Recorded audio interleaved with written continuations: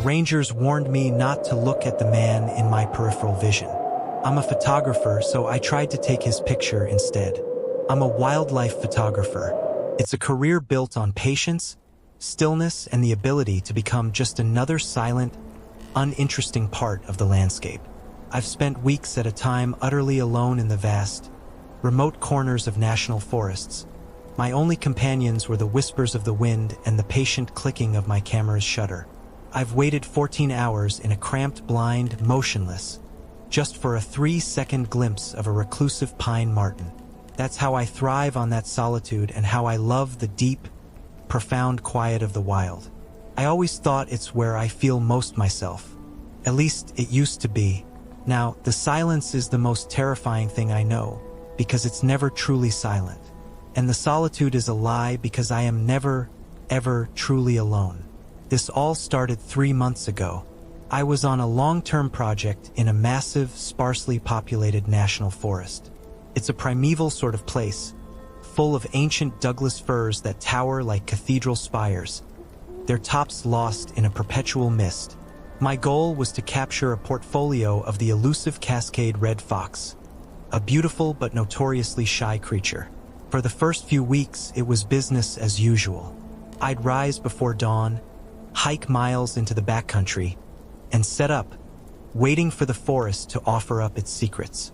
One evening, I got the shot I'd been dreaming of. A magnificent male fox, the color of its coat was of a dying fire, paused in a sun-dappled clearing, its head cocked, listening. The light was perfect, the composition was something else. I rattled off a dozen frames, my heart soaring with that pure, electric thrill that only photographers know. Back at my base camp that night, I eagerly loaded the photos onto my laptop. I scrolled through and there it was, the money shot. The fox was perfectly in focus. Its eyes were sharp and intelligent. The background was a beautiful, soft bouquet of green and gold. It was perfect, except for the smudge. In the upper right-hand corner of the frame, there was a strange, vertical blur of white light. It was out of focus, just an artifact, but it was annoying. It looked like a lens flare, but the sun was behind me. It made no sense. I checked the other frames. It was there in the exact same spot in every single one. A persistent, ghostly slash against the otherwise perfect image. I sighed, chalking it up to some weird internal reflection in my lens, and made a mental note to clean all my gear thoroughly. A week later, I was photographing a herd of elk by a river at dawn. Again, a perfect morning. The mist was rising off the water. The great animals were silhouetted against the nascent light. It was a primordial, beautiful scene. I took hundreds of photos, and when I reviewed them later, the smudge was there. Different location, different time of day, different lens. But the same vertical, out-of-focus slash of white light, always in the upper periphery of the frame. Now, I was more than annoyed. I was obsessed. I thought to myself that it was a consistent technical problem, something I needed to solve. Was it a scratch on my camera's sensor? A flaw in the shutter mechanism? I spent 2 full days troubleshooting, running diagnostics, taking test shots of blank surfaces. I found nothing. My gear was, by all accounts, in perfect working order. The only way to solve it was to recreate the conditions. I went back to the clearing where I'd photographed the fox. I set up my camera on a tripod in the exact same spot, at the exact same time of day. I framed the shot identically, and then I waited. My goal was to see the flare appear through the viewfinder before I took the picture. I sat there for hours, still as a stone, my eye pressed to the camera. The sun dappled the clearing. A gentle breeze rustled the leaves. The forest was quiet. But as the afternoon wore on, a new feeling began to creep in. A low-grade, primal hum of anxiety. It was the feeling of being watched. It's a sensation every creature in the wild knows. A prickling at the back of your neck, a sudden cold awareness that you are no longer just an observer, but are also the observed. I slowly, carefully, scanned the tree line, my eyes searching for the glint of an eye, the twitch of an ear. I saw nothing, but the feeling grew stronger. It was coming from my side, from the very edge of my vision. I kept my head perfectly still, my breathing slow and even, but my eyes darted to the right, and I saw it, for just a fraction of a second. It was a tall, wavering shape, like a column of heat haze. It was the shape of a man, long and thin, and it was hanging upside down from a thick, high branch of a fir tree, its form indistinct and shimmering. The moment my brain registered the impossible image, I snapped my head to look directly at it. And there was nothing there, just the tree branch, empty against the sky. The forest was still. The feeling of being watched was gone. I sat there, my heart hammering against my ribs, my mouth dry. I told myself I was overtired, that the solitude was getting to me. I was seeing things. It was a trick of the light, a figment of a sleep-deprived imagination. I packed up my gear, unnerved, and hiked back to my truck. I needed a break. I needed to see other people. I drove to the nearest ranger station, a rustic little cabin that served as the park's administrative hub.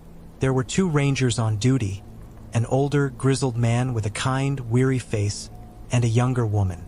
I made some small talk, bought a new map I didn't need, and then, trying to sound casual, I asked my question. "Hey, this is going to sound weird," I started, "but have you guys ever seen strange things out in the deep woods? Like tricks of the light?" The older ranger looked up from his paperwork. He and the younger ranger exchanged a look. It was a brief, knowing glance, but it was enough. "What kind of tricks of the light are we talking about?" he asked, his voice a low, calm rumble. I felt like an idiot, but I pressed on. Like a shape, tall, shimmering shape, of a man, hanging upside down from a tree. You only see it out of the corner of your eye. The younger ranger's friendly expression tightened. The older just sighed, a long, tired sound, and leaned back in his chair. "The upside-down man," he said, and it wasn't a question. "Yeah, we've seen him. Most of the folks who spend enough time out here have." A wave of cold relief, immediately followed by a wave of colder dread, washed over me. I wasn't crazy, but that meant the thing was real. "What is it?" I asked, my voice barely a whisper. "Don't know," he said, shaking his head. "Don't want to know. It's just a feature of the landscape, I guess. A weird local phenomenon, like a magnetic anomaly or a patch of strange fog." "But what does it do?" "Nothing," he said, leaning forward and fixing me with a serious, paternal gaze. "It does absolutely nothing, as long as you do nothing, too. That's the one and only rule, son. You see him in the corner of your eye? You keep looking straight ahead. You feel him watching you? You pretend you don't. You do not acknowledge him. You do not engage with him. And you sure as hell don't go looking for him. He's a thing you're only supposed to see by accident. You start making it on purpose, and that's when you get into trouble." "Trouble?" I asked. "What kind of trouble?" "We don't know." The younger ranger chimed in, her voice tense. "No one's ever been stupid enough to find out. It's just common knowledge. A professional courtesy among those of us who work out here. You leave him alone, and he leaves you alone." I left the ranger station with my mind reeling. Their warning was stark and absolute, but they had also given me something else. A validation. And a name. The upside-down man. And the smudge in my photos. It was a vertical shape of light. A shape like a man hanging. It was him. My camera could see him even when I couldn't. And that's where I made my mistake. My fatal, arrogant mistake. I'm a photographer. My entire life, my entire purpose, is to see things and to capture them. To be told that there was something out there, a real, observable phenomenon that I was supposed to ignore, it was anathema to me. It was an irresistible challenge. And the ranger's warning was just a dare. I went back into the woods, but this time I was hunting for him. My entire methodology changed. I'd find a spot and wait, not for an animal to appear, but for that familiar, prickling sensation on my skin. The moment I felt it, I wouldn't move my head. I'd keep my eyes locked forward, but I'd raise my camera, aiming the lens not at what I was looking at, but at the periphery, at the space where I felt he was. And I'd shoot. The first photos were chilling. The vertical smudge just grew. It was a brilliant, searing slash of overexposed white light, sharp and defined. It looked like a wound in the fabric of the photograph, a tear through which a sterile, featureless light was pouring. And with every photo I took, the slash grew wider, brighter, more aggressive. It was like I was annoying it, and it was screaming back at me through my own camera. I became possessed by it. I stopped eating properly. I barely slept. I was fueled by a manic, obsessive energy. I filled memory card after memory card with these impossible images. The creature was always there, just at the edge of my sight, a shimmering, wavering promise. And I kept shooting, trying to get a clearer image, trying to resolve that blinding white light into a discernible form. Then my camera died. I was in a deep, mossy canyon. The feeling of being watched was a palpable, heavy pressure on my right side. I raised my camera, aimed it into the periphery, and pressed the shutter. The resulting image on the small LCD screen was pure, blinding white. A completely blank frame. I tried again. White. I aimed it at my own feet. White. He had broken it. Or more accurately, he had filled it.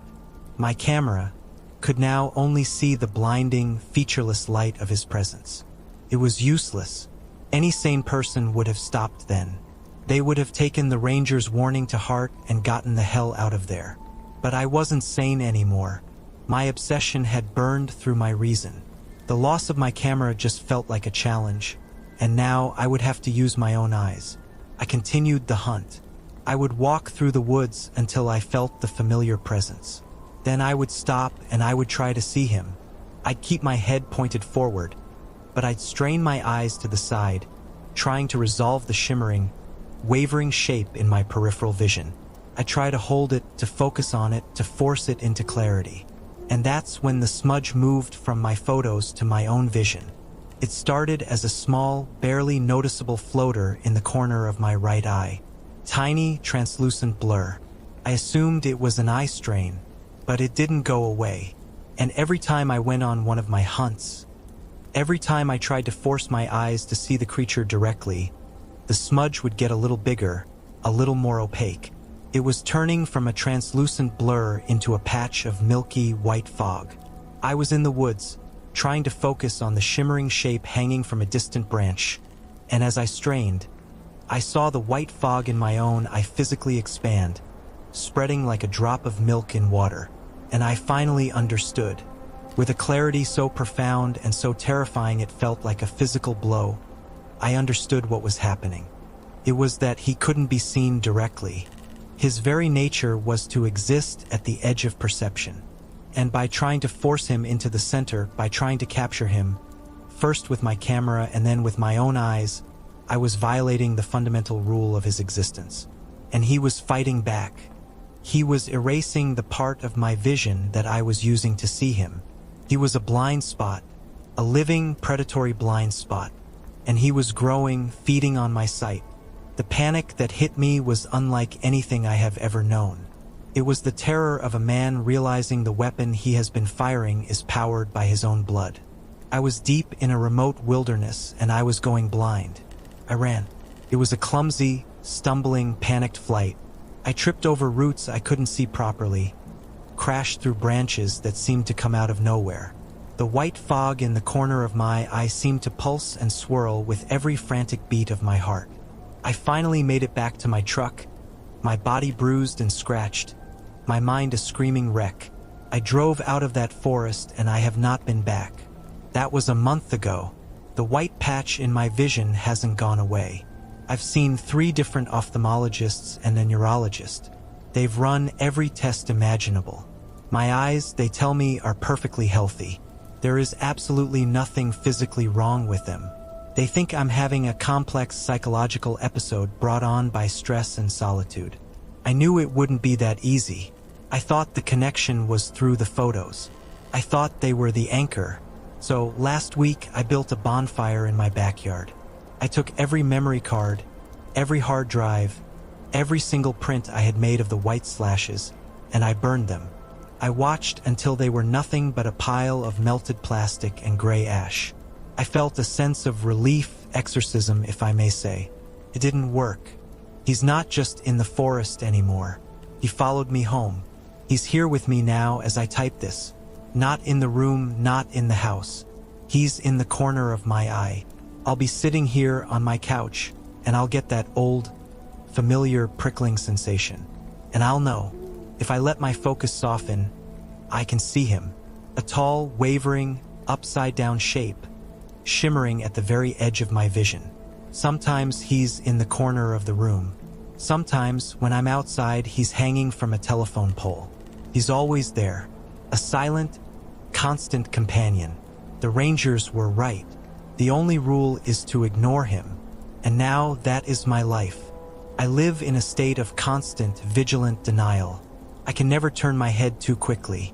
I can never let my eyes wander. I have to consciously, actively not see the thing that is always there. Because I know that if I try to look at him, if I give in to that primal urge to face the thing that is watching me, the white fog in my eye will grow. And there's not much of my vision left to lose. So this is my warning. If you ever find yourself in the deep, quiet places of the world, and you feel a prickling at the back of your neck, and you see something impossible just at the edge of your sight, for the love of God, pretend you didn't. Look away. Keep looking straight ahead. Some things aren't meant to be seen, and they will take everything from you to make sure you can't.